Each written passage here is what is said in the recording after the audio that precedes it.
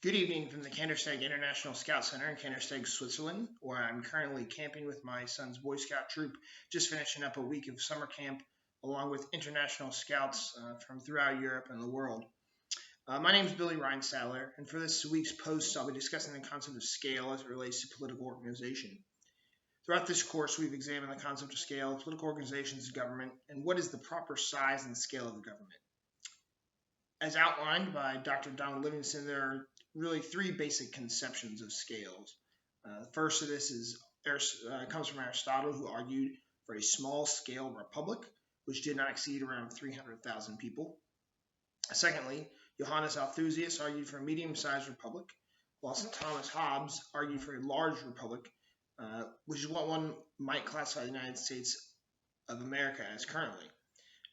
And this problem of scale and size in government is a frequent theme throughout history. Our readings from the past several weeks, or really throughout this course, have pointed to this. And when we look at Aristotle, one can look at the article from Moira M. Walsh, Aristotle's Conception of Freedom, wherein she explains how Aristotle envisions freedom, namely that in a democracy such as ancient Greece, all people are equal before the law and have the freedom to live as they wish. However, this freedom then moves man to work for the good of the entire polis or city-state. In order for that type of government to work, that's what has to happen.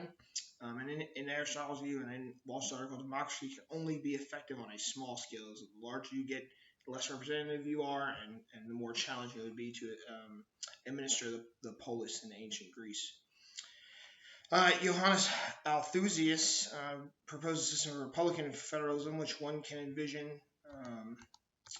as a working in a sort of medium-sized republic. He lived in the 1600s and proposed a system of republican federalism based on piety, justice, and community. His system viewed governments as being established by means of a covenant or a contract between the people and the government. And additionally, he viewed the Commonwealth as independent and sovereign with regards to the law.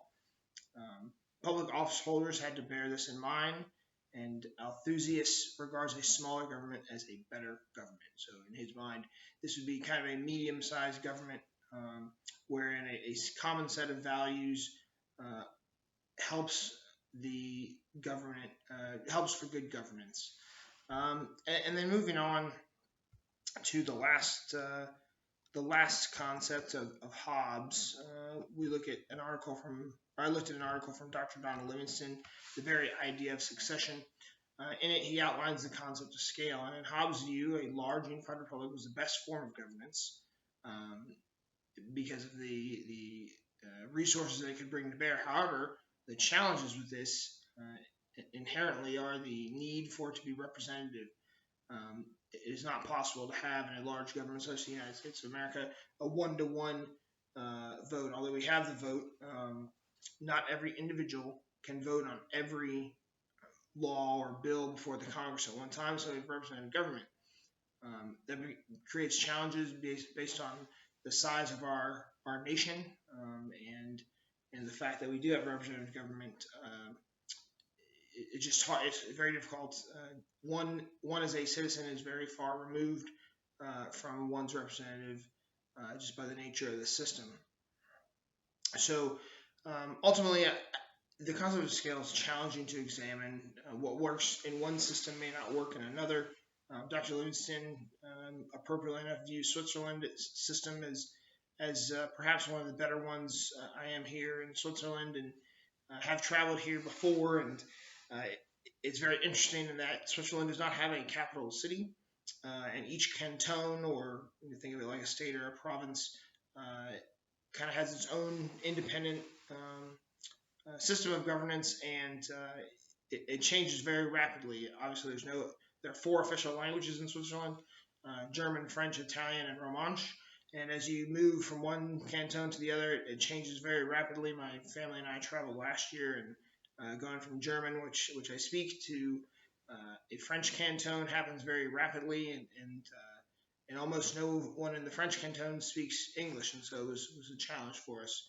But at any rate, that's an example of perhaps a medium-sized government which Dr. Livingston seems to see as the best form, and ultimately scale as a challenge in governance and one we have to consider as we look at this course. Thank you.